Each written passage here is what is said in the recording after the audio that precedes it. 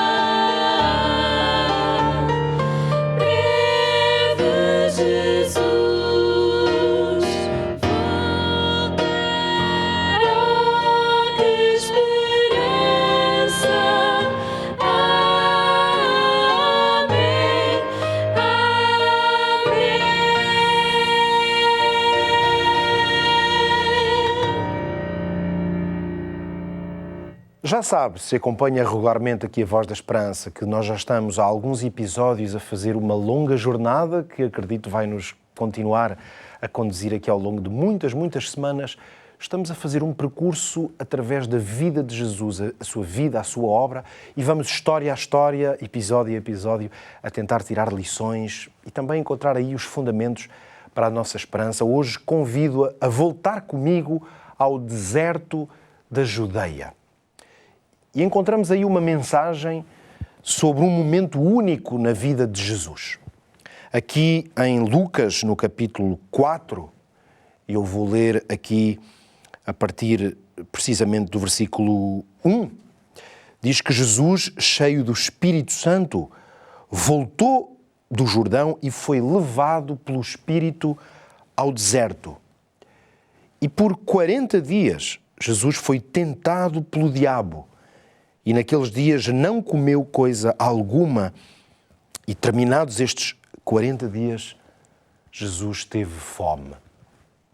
É neste cenário de solidão, de isolamento, de fome física, mas também de muita oração, que vai acontecer um embate decisivo entre aquele que podemos chamar o príncipe da luz, Jesus, e aquele que é o chefe das trevas, o inimigo de Deus, o diabo. Compreender, portanto, esta história vai ser muito importante para perceber alguns dos grandes desafios aos quais ainda hoje estamos envolvidos. Também para o ajudar, antes de prosseguir com esta mensagem e entrarmos propriamente dentro desta história da tentação de Jesus, eu quero dizer-lhe que há muitas outras histórias que hoje estão neste pequeno manual, um pequeno livro que tenho para lhe oferecer. Chama-se Histórias de Esperança. São histórias da vida de Jesus que podem transformar a sua, é o propósito deste pequeno livro.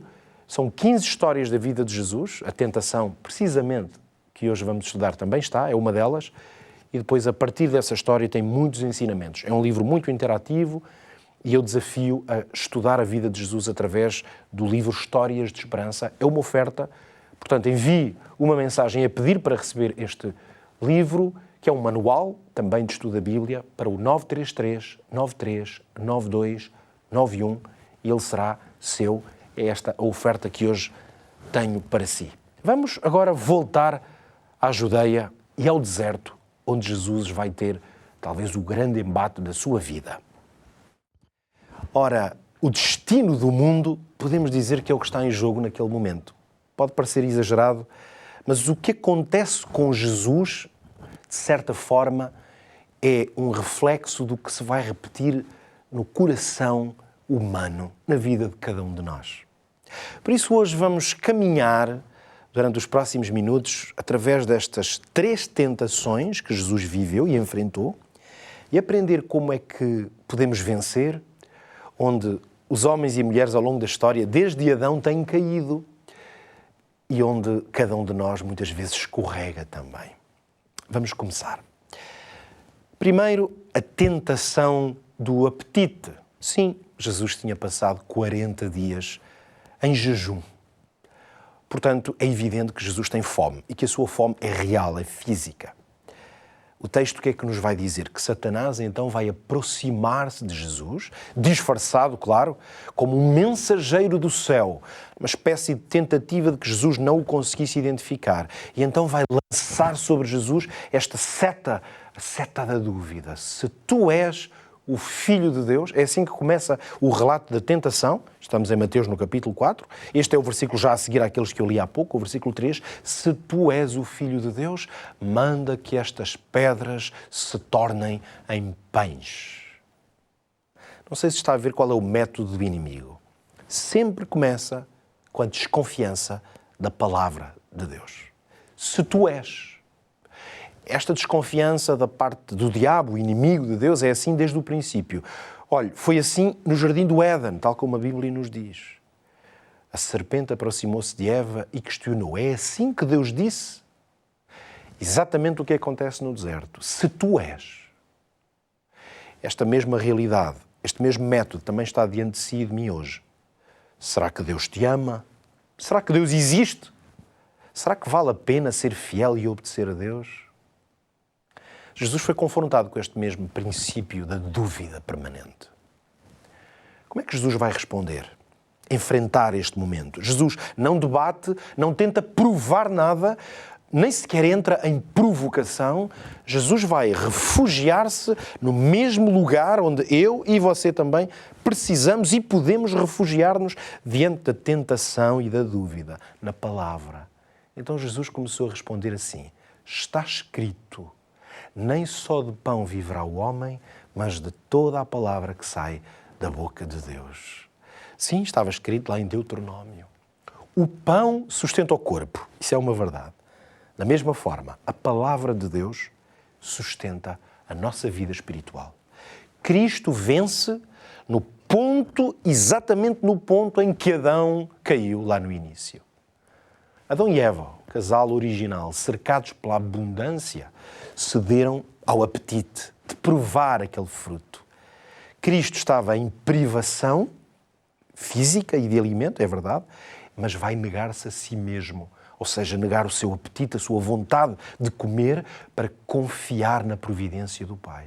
Esta é que é a vitória que nós também podemos obter. Nós que vivemos em tempos em que a cultura popular à nossa volta nos diz satisfaz-te agora, satisfaz-te sem limites, é o que tu desejas e o que tu queres.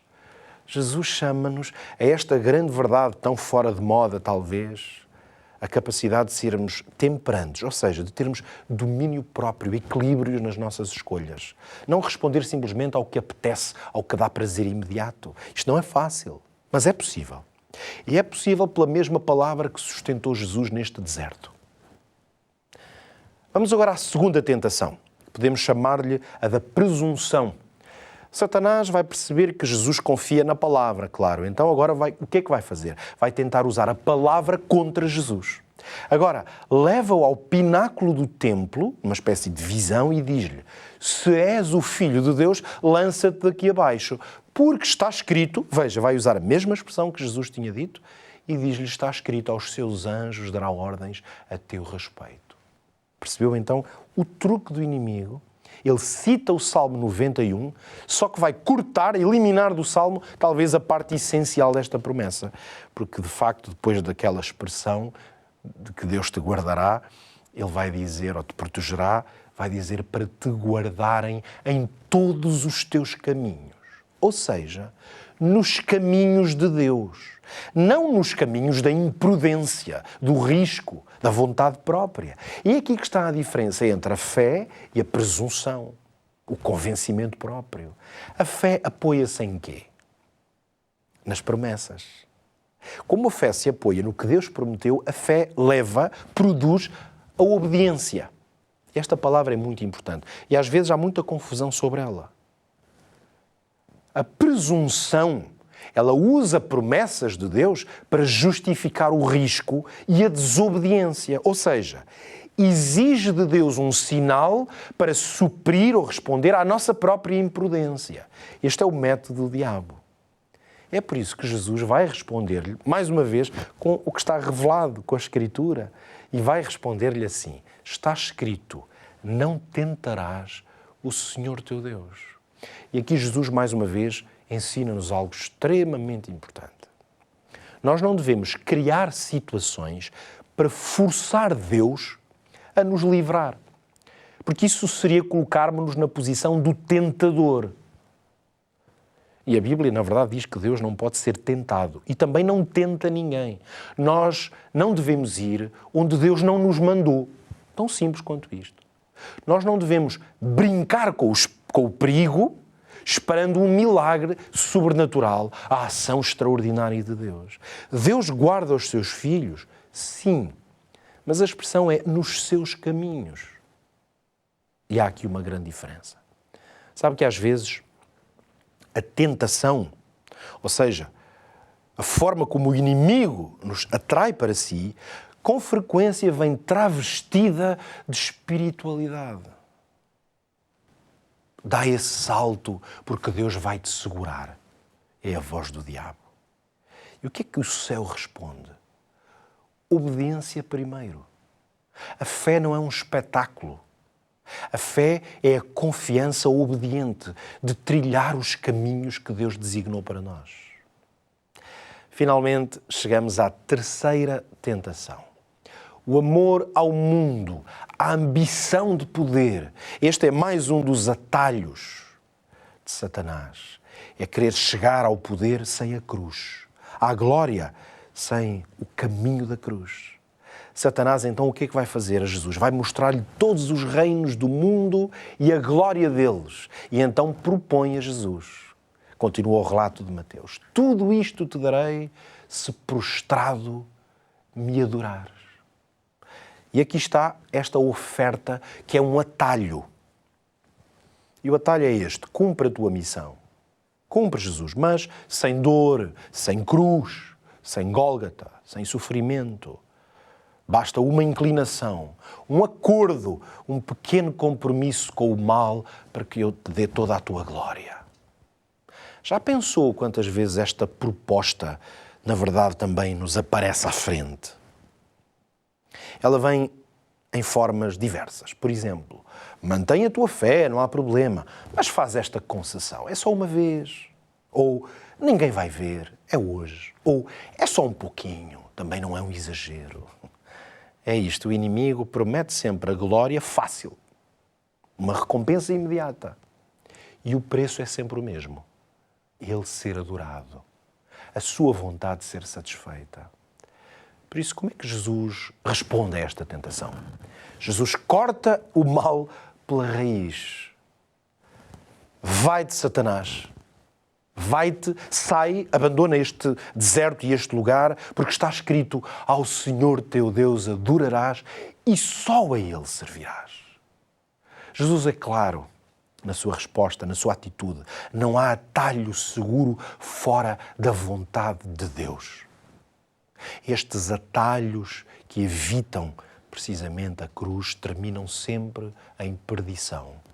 Já dizia o profeta: há caminhos que ao homem parecem bons, mas o seu fim é a morte. Então Cristo escolhe o caminho do Pai. Esse caminho muitas vezes é um caminho de serviço, de renúncia, lá está, de cruz.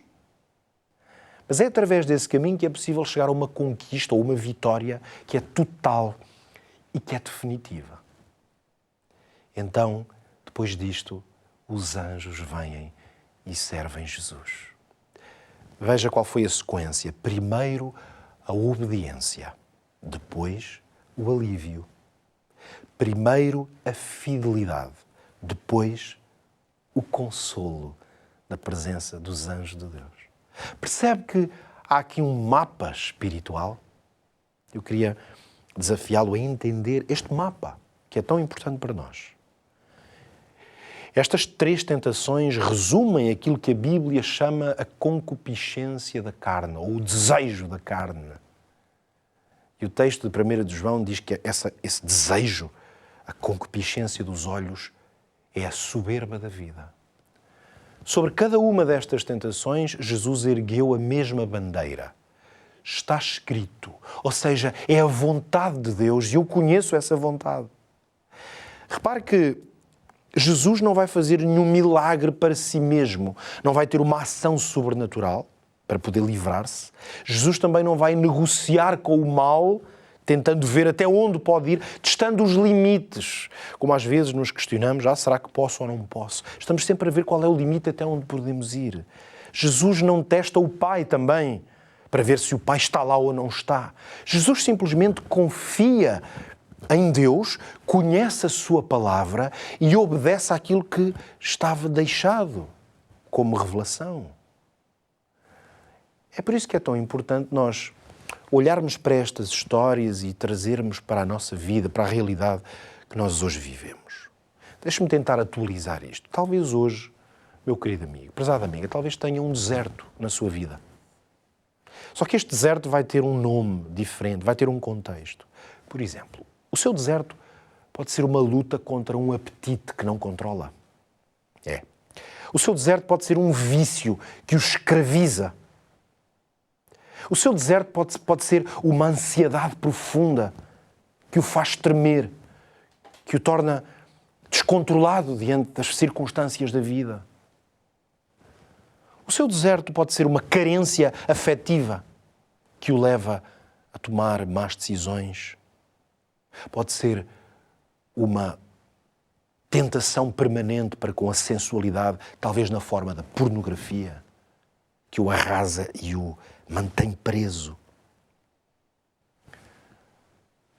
O seu deserto pode ser uma pulsão para comprar e consumir, e seja em sites, seja online, seja em lojas, comprar e ter coisas é um apelo constante. O seu deserto pode ser a pressa por ter resultados a qualquer custo, conquistar a vontade de pular do pináculo. Talvez o deserto seja o estar constantemente a tentar provar a alguém o seu valor e torna-se escravo dessa tentativa, torna-se escravo do outro e das suas expectativas. Talvez até tenha tentado usar, quem sabe, versículos bíblicos, porções das Escrituras aqui ou ali, para cobrir as decisões que tem feito e que sabe que Deus não o chamou para essa decisão. No fundo, talvez seja a proposta de um atalho. Esses atalhos, eles são uma tentação permanente. Dá para ganhar tempo, para ganhar dinheiro, para ganhar influência. Talvez eu consiga tudo isto se eu ceder um pouco nos meus valores, um pouco naquilo que eu li, que a Escritura diz. E então Jesus, no deserto, tem hoje uma mensagem para si.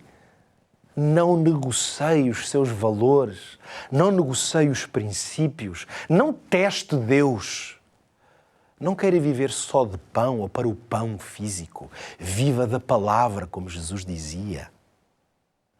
Se calhar, ao ouvir estas coisas, está a pensar, sim, reconheço que isto é verdade e que é a experiência que tenho vivido, mas eu sou fraco. Não tenho hipótese, já caí tantas vezes. Se é isso que pensa, se é esse o seu sentimento, então ouça o que diz o Evangelho. A essência do Evangelho é esta. Nós temos um sumo sacerdote, ou seja, um intercessor, e ele pode ter compaixão das nossas fraquezas. Porquê? Porque em tudo ele foi tentado. Por isso é que estas tentações são tão relevantes para nós. Jesus em tudo foi tentado, mas ele conseguiu vencer. Está lá escrito em Hebreus 4. Jesus venceu onde nós muitas vezes falhamos. E ele não venceu para nos humilhar, para dizer, estás a ver, eu consigo vencer e tu és um desgraçado. É exatamente o contrário. A vitória de Jesus, como nós lemos aqui nestas histórias e nestas tentações, a vitória de Jesus é um instrumento para nos capacitar. Lembra-se do que é que Jesus disse em João 16? É uma promessa maravilhosa, versículo 33. Tenham bom ânimo, eu venci o mundo. Jesus vencer não é uma fasquia muito alta e eu fico, coitado, ele venceu e eu não consigo. Não, é a força que me inspira para poder vencer. O apóstolo Pedro dizia que foi pelas grandes e preciosas promessas de Deus que nós nos tornamos participantes da natureza divina. É exatamente isso. Noutras palavras, a vitória de Jesus, ela pode tornar-se a sua vitória, porque o Espírito Santo vem e o Espírito Santo dá poder e inspira. E se esconder a palavra de Deus no coração, como dizia Davi no Salmo, então é aí que é possível vencer. Precisamos de dar passos práticos que aprendemos aqui no deserto. Primeiro, encha o coração da palavra. Jesus não teve que andar ali a folhear um pergaminho à procura daquela frase que ele precisava. Ele conhecia as Escrituras, a palavra estava dentro dele. Por isso, memorize promessas, ore com a Bíblia aberta, ore. E quando a tentação vier, então vai ter coragem e força para dizer, está escrito, e sabe onde está escrito. Mais, vigie os atalhos, aquilo que promete glória rápida e que corta ou deixa de lado a obediência. Isso é sempre uma cilada. E já sabe, as tentações também nos ensinam a disciplinar os nossos apetites. O equilíbrio, a temperança, o domínio próprio é a ferramenta do Espírito para conseguir clarear a nossa mente, fortalecer a vontade e abrir espaço para Deus. Ao escutarmos agora esta mensagem que vamos ouvir na voz da Flávia, que Deus o inspire a pensar em todas estas coisas e deixá-las agir na sua vida. Quando só em pensamento eu contemplo o teu poder, vejo as tuas maravilhas, vejo o lindo entardecer e pergunto assim calada o que fiz para merecer esse amor tão declarado, esse amor que vem de Deus. Meu desejo é ser leal, meu desejo é ser fiel, é viver o dia a dia, já sonhando com o céu.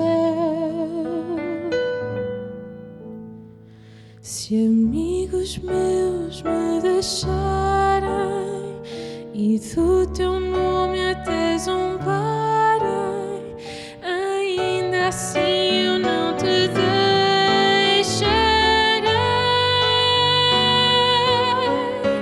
E como fez Jacó, eu não te deixarei, se não me abençoares, Senhor.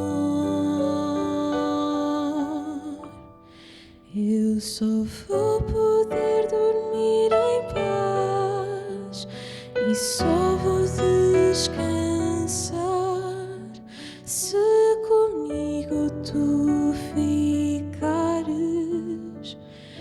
meu Deus.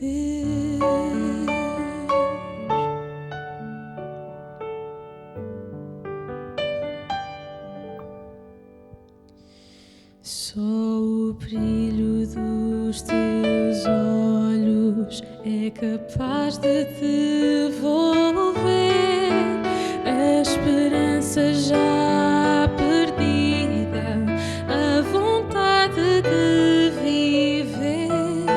Só teu braço tão amigo é capaz de me envolver no calor do teu abrigo, onde eu posso me esconder. Meu desejo é ser leal, meu desejo é ser fiel, é viver o dia a dia, já sonhando com o céu. Se amigos meus me deixarem e do teu nome até zombarem, ainda assim eu não te deixarei.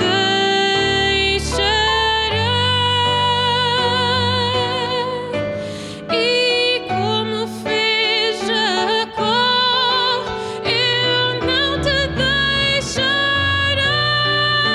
se não me abençoares, Senhor. Eu só vou poder dormir em paz e só vou descansar se comigo tu ficares, meu Deus.